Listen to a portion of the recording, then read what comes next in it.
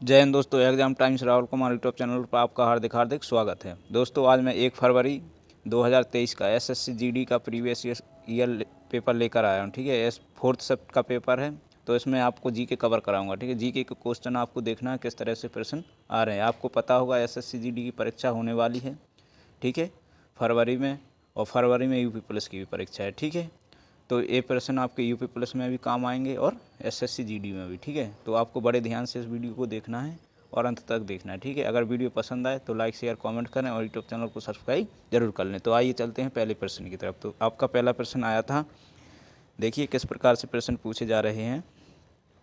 राष्ट्रीय स्तर की क्रिकेट चैंपियनशिप रणजी ट्रॉफी में शुरू हुई थी। ठीक है, कब हुई थी रणजी ट्रॉफी शुरू? ठीक है, देखिए क्रिकेट से संबंधित प्रश्न है, तो इसका राइट आंसर हो जाएगा आपका ऑप्शन नंबर 2, 1934 से 1935 में।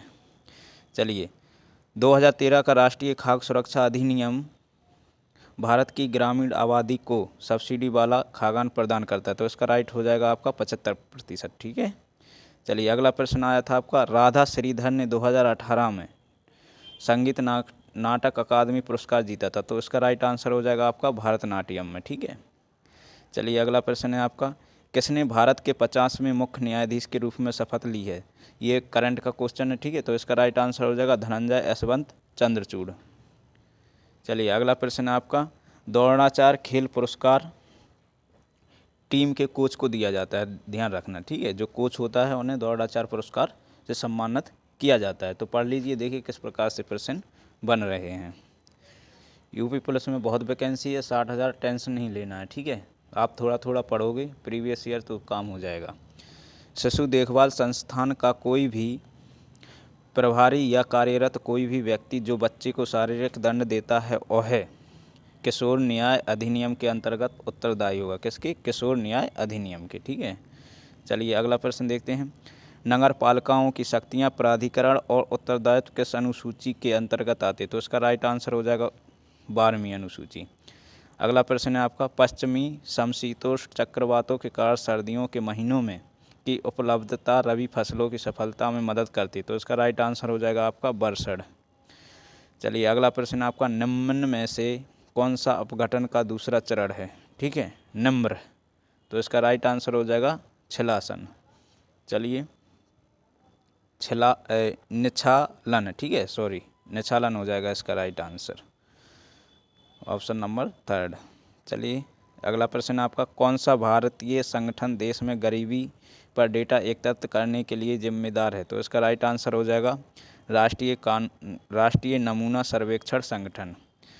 अगला प्रश्न है आपका, सितंबर 1948 में भारतीय सेना ने अपने हस्तक्षेप द्वारा किस रियासत पर अधिकार स्थापित कर दिया गया था? तो ठीक है, तो इसका राइट आंसर हो जाएगा आपका हैदराबाद।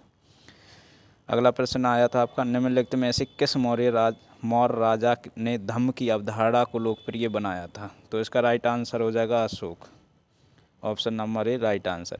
एक उपकरण जो परिपथ में धारा की उपस्थिति का पता लगा सकता है उसे एमीटर के रूप में जाना जाता है।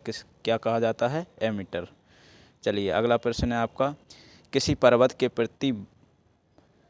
प्रतिपवन दिशा में स्थित शुष्क भूमि के क्षेत्र को क्या कहते हैं? तो इसका राइट आंसर हो जाएगा वर्षा वंचित क्षेत्र। देखिए साइंस से क्वेश्चन आ रहे हैं, समझ रहे हैं होंगे आप, और भूगोल से भी प्रश्न आ रहे हैं, तो ये हमें देखना है कहाँ से क्वेश्चन बन रहा है। ठीक है, चलिए अगला प्रश्न है आपका, मई 2022 में किस राजनीतिक नेता ने पार्टी नेतृत्व के साथ मतभेदों के चलते भारतीय राष्ट्रीय कांग्रेस छोड़ दी थी? तो उसका राइट आंसर हो जाएगा आपका कपिल सिब्बल।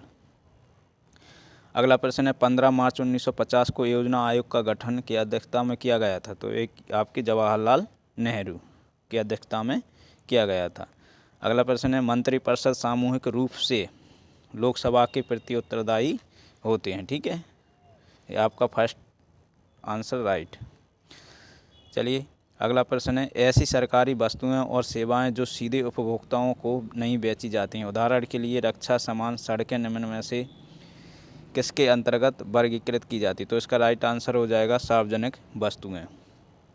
चलिए 19वां क्वेश्चन आपका आया था, असम में कितने प्रकार के बिहू उत्सव मनाए जाते हैं? तो ये आपको राइट आंसर हो जाएगा फर्स्ट, 3 बिहू उत्सव मनाए जाते हैं असम में, ठीक है। कई बार पूछा गया क्वेश्चन है, ठीक है। चलिए, कालजयी कृति हस्तलक्षण दीपिका किस भारतीय शास्त्रीय नृत्य की शैली से संबंधित है? तो इसका राइट आंसर हो जाएगा आपका कथकली, ठीक है। तो ये थे आपके जीके के 20 क्वेश्चन, ठीक है। हिंदी का मैं PDF डाल दूंगा, तो उसमें आप देख लीजिए, उसमें पढ़ाने की कोई आवश्यकता नहीं, उसको बेसिक आपको पढ़ना पड़ेगा, ठीक है। तो मैं हो सकता हूँ मैं उसकी भी वीडियो आपको डाल दूंगा, ठीक है। तो यह आपका वीडियो अगर अच्छा लगा हो तो वीडियो को लाइक शेयर कमेंट करें और यूट्यूब चैनल को सब्सक्राइब ज़रूर कर लें। इसी के साथ जय हिंद।